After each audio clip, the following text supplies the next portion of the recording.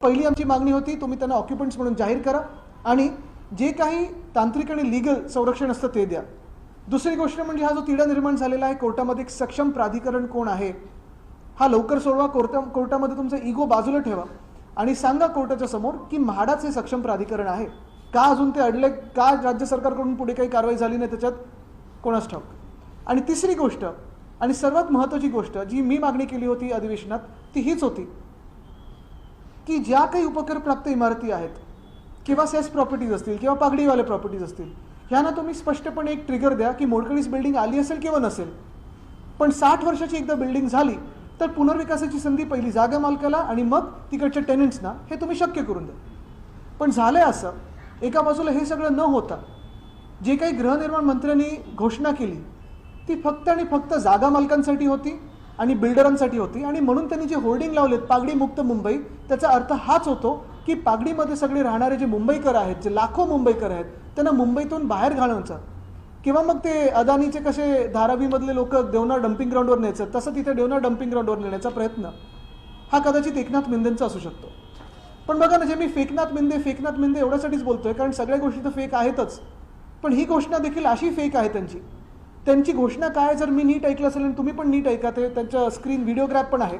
त्यांनी सांगितलं आहे की पुनर्विकासासाठी पागडीच्या आम्ही म्हणजे ते भाजप आणि मिंदे हे नवीन धोरण आणत आहेत आणि त्या धोरणाप्रमाणे जे तिथे राहतात जे टेनंट्स आहेत जेवढी जागा त्यांची आत्ता आहे तेवढीच जागा निश्चित केली जाईल. म्हणजे जर तुम्ही 10 बाय 10च्या खोलीत राहत असाल, जो काही पुनर्विकास स्वतः करता त्याच्याप्रमाणे 500 square foot, 560 square foot, 700 square foot, कोणा 300 स्क्वेअर फूट, जे काही तुम्ही ठरवता ते होतं. पण मिंदेंच्या घोषणेप्रमाणे आणि ह्या धोरणाप्रमाणे तुम्हाला जेवढी जागा आहे आत्ता तीच सुनिश्चित करून तेवढीच जागा तुम्हाला मिळेल. पण जागा मालकांनी अधिक ठिकाणी आपण पाहाल, जास्ती करून ठिकाणी जागा मालकांची आता जे काही राईट्स आहेत ते बिल्डरांनी घेतलेत, त्यांना वाढीव FSI मिळणार, TDR मिळणार, अजून कॉम्पेन्सेटरी काहीतरी मिळणार, इन्सेंटिव्ह मिळणार, बेनिफिट मिळणार. म्हणजे नेमकं तुम्ही कोणाचं सरकार आहात? ह्या जागा मालकांची लॉबी तुमच्या सरकारमध्ये काही फंडिंग काही केले का त्यांनी किंवा काही वेगळ्या मार्गाने घुसलेत का? बिल्डरांची लॉबी जी असेल, मी नेहमी सांगतो की हे सरकार भाजपचं जे आहे ते बिल्डर जनता पार्टी आहे, ते भारतीय जनता पार्टी नाहीच आहे.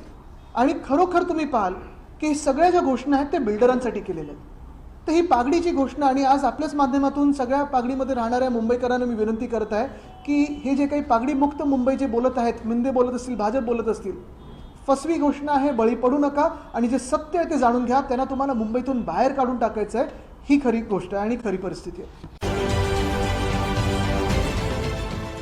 देश विदेशातील प्रत्येक घडामोडींचे लाईव्ह अपडेट मिळवण्यासाठी आता साम टीव्हीच्या सर्व सोशल मीडिया प्लॅटफॉर्मला लाईक, फॉलो आणि सबस्क्राईब करा.